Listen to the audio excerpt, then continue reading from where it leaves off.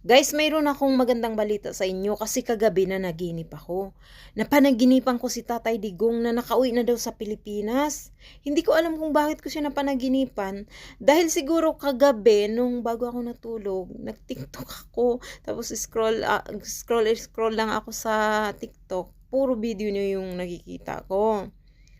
Yun, di ko alam kung bakit ko siya napanaginipan. Basta, nakauwi na daw sa Pilipinas, tapos yung naghatid sa kanya, ang ganda ng sasakyan. At saka yung nagsundo sa kanya, magandang sasakyan. Tapos, punong-puno pa ng, flag ng Pilipinas. Tapos, tuwang-tuwa yung mga tao.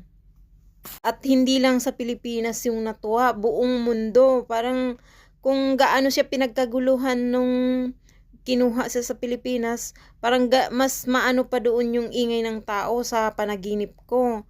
Kaya natuwa din ako sa panaginip ko. Sana magkatotoo, guys. Sana makauwi na siya kasi 'di ba? 'Yun ang panalangin nating lahat ng nagmamahal sa kanya.